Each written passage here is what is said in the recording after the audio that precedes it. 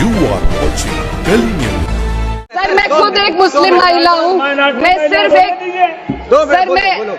Minority महिला हूँ। इस सदन में हम सिर्फ 2 महिला, नाते से मैं ये बात कहना चाहती हूँ कि इस बिल के माध्यम से मुस्लिम महिलाओं को कुछ नहीं मिल रहा है, ये हमें कुछ नहीं देना चाहिए। अभी ईद की रौनक बुझी भी नहीं थी और हमारी जड़ों पर एक नया फरमान लाया गया। उत्तर प्रदेश में मुसलमानों को नमाज पढ़ने पर रोक लगाई और फिर सौगात में ये बिल लाया गया। नीति है वो साफ जाहिर होती है।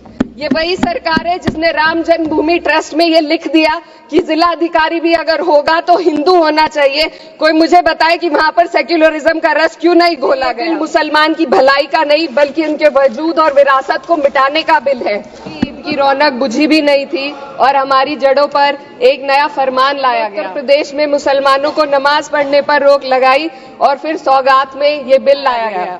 निसार में तेरी गलियों पे है वतन, जहाँ चली है रिवाजो गैर कि कोई ना सर उठाकर चल सके। इकरा चौधरी जी प्लीज आप बोलिएगा। धन्यवाद सभापति जी। मैं सबसे पहले दाद देना चाहती हूँ इस बिल के टाइमिंग की कि अभी ईद की रौनक बुझी भी नहीं थी और हमारी जड़ों पर एक नया फरमान लाया गया। पहले उत्तर प्रदेश में मुसलमानों को नमाज पढ़ने पर रोक लगाई और फिर सौगात में ये बिल लाया गया। निसार में तेरी गलियों पे है वतन, जहाँ चली है रिवाजो गैर कि कोई ना सर उठाकर चल सके। मैं सभापति जी आपको ये बताना चाहती हूँ कि ईद के मौके पर एक विधवा महिला अपनी लड़की के साथ मेरे पास आई और उसने बताया कि वह एक वक्फ की प्रॉपर्टी में रहती है, वही उसके सर पर छत का काम भी करती है और उसकी रोजी रोटी भी वहीं से आती है। वो इस बिल को लेकर इतनी फिक्रमंद थी कि कहीं उससे वो उसकी संपत्ति ना छीन ली जाए। वो अकेली एक ऐसी महिला नहीं है, ऐसे लाखों लोग हैं जो वक्फ की गरीब महिलाएं जो वक्फ की संपत्ति से अपना रोजगार चला रहे हैं।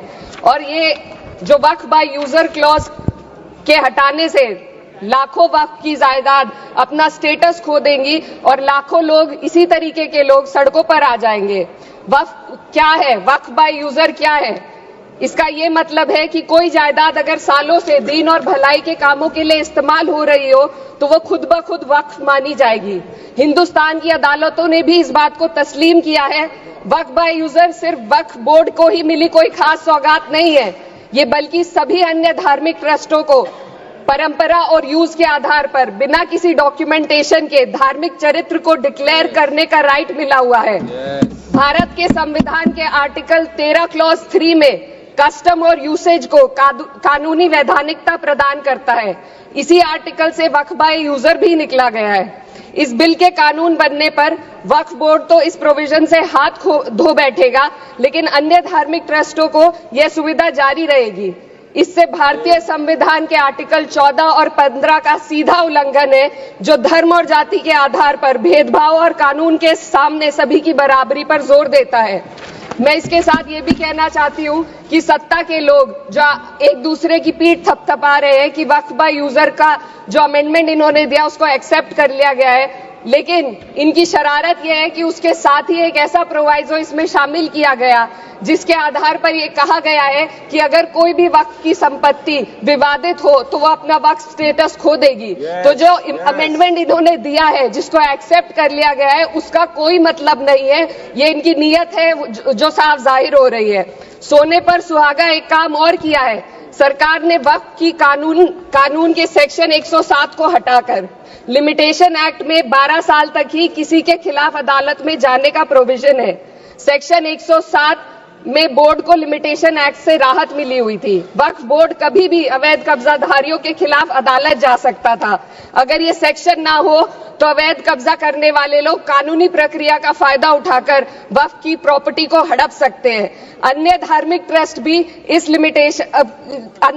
ट्रस्टों पर भी ये लिमिटेशन एक्ट लागू नहीं होती, तो फिर वक्फ बोर्ड के साथ ये सौतेला रवैया क्यों किया जा रहा है? धर्म को देखकर दोहरी नीति क्यों अपनाई जा रही है? सेक्शन 107 और वक्फ बाय यूजर को अगर एक साथ पढ़ा जाए तो इससे लाखों वक्फ की प्रॉपर्टी पर कब्जा किया जाएगा। इसलिए ये बिल मुसलमान की भलाई का नहीं बल्कि उनके वजूद और विरासत को मिटाने का बिल है। हिंदुस्तान में बहुत सारे धार्मिक ट्रस्ट हैं जिसमें उस खास मजहब के लोग शामिल होते हैं और उसका इंतजाम करते हैं, और ये बात समझ में आने वाली भी है क्योंकि जो व्यक्ति अपने मजहब के रीति रिवाज को जितना अच्छे से समझ सकता है किसी अन्य मजहब का व्यक्ति नहीं समझ सकता। आर्टिकल 26 क्लॉज 2 के तहत धार्मिक संप्रदाय को अपने मजहबी इदारों के एडमिनिस्ट्रेशन का हक देता है, लेकिन वक्फ बोर्ड के बारे में इसको उल्टा किया जा। Sir 2 minute sir please 2 minutes. सरकार इसे एक सेक्युलर बॉडी मान रही है और इसमें गैर मुस्लिमों को शामिल करने की बात कह रही है।